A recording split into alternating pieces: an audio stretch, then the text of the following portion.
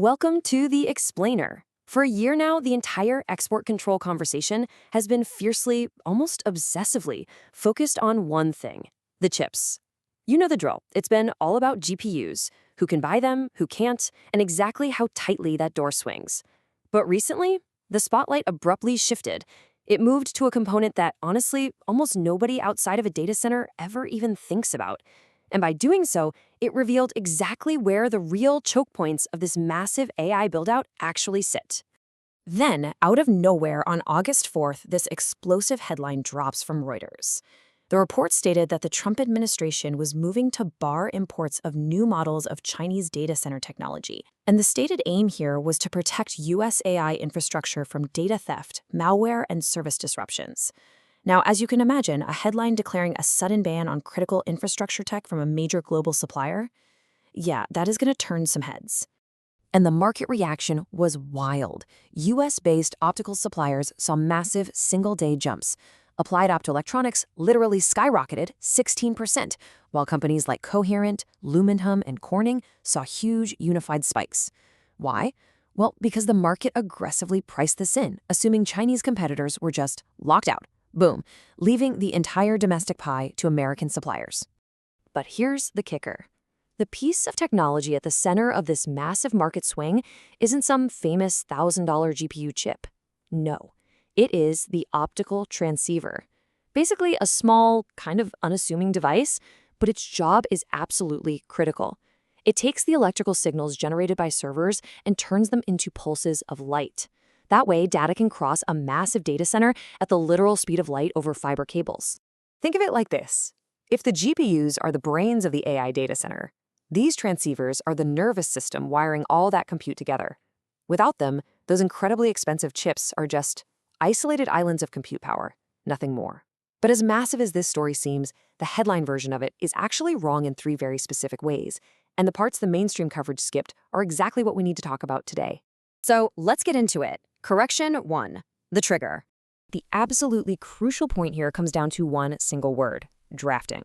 The Reuters report explicitly stated the administration is drafting a measure through the Federal Communications Commission, or FCC, which means this is a proposed, unpublished measure. The FCC could still completely modify it, or honestly, just shelve it altogether.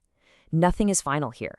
History tells us that a meaningful fraction of these regulatory trial balloons never actually launch in the form they were first reported in. So the stock moves we saw, they treated a draft like a done deal. The market didn't price in concrete facts about optical transceivers. It priced in a headline about a draft. Talk about jumping the gun, right? It was a highly compressed, totally interpretation-driven reaction. All right, moving on to correction 2, the mechanism. There is a genuinely important distinction here. Export controls, the ones governing advanced chips like GPUs, run through the Commerce Department.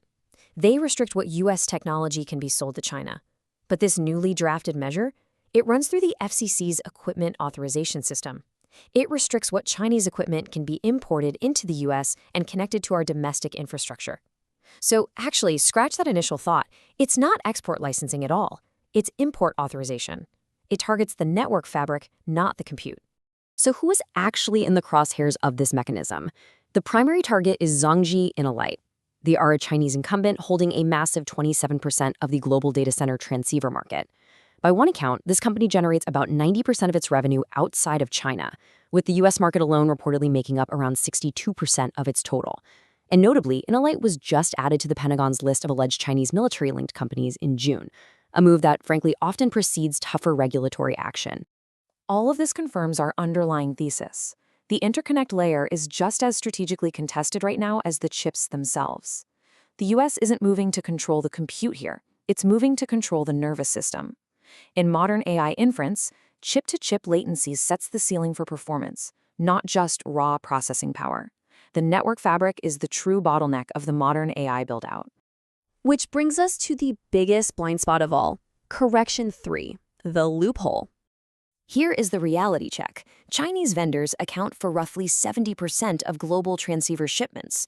Because of that massive scale, their pricing, and their ability to just deliver high-speed products exactly when needed, US cloud and AI operators have already spent enormously on this hardware through 2025 and into 2026. A massive share of what powers the current AI build-out comes directly from these suppliers.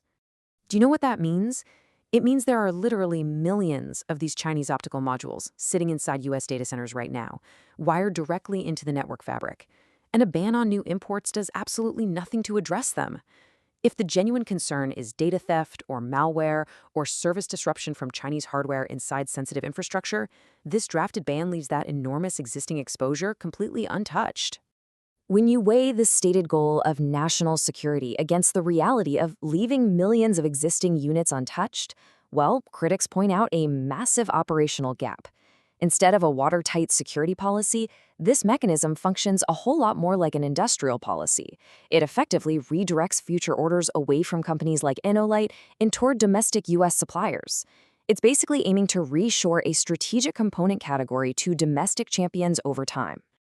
And that leads us to part 4, the supply chain reality. Listen, while American companies like Coherent and Lumentum make genuinely amazing tech, multiple accounts indicate they just lack the scale to replace the Chinese supply in the near term.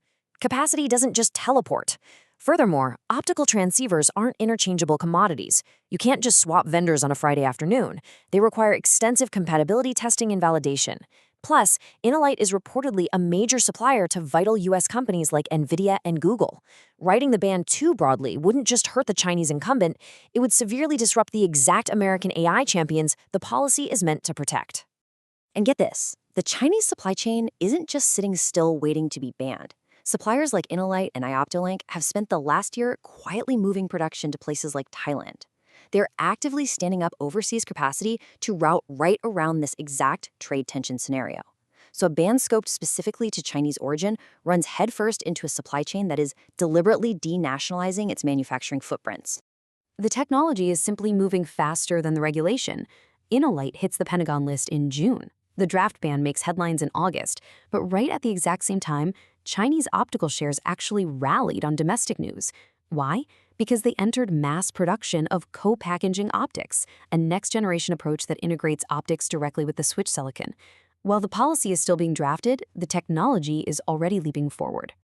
So to wrap up this explainer, you really have to ask yourself, by the time this drafted FCC measure finally becomes a concrete rule, will the target have already moved on? We are watching the network fabric become the new strategic battlefield of the AI era. But with manufacturing moving across borders and next-gen tech already rolling off the assembly line, regulating the speed of light might just prove impossible. Thanks for joining me on this explainer, and keep your eyes on those interconnects.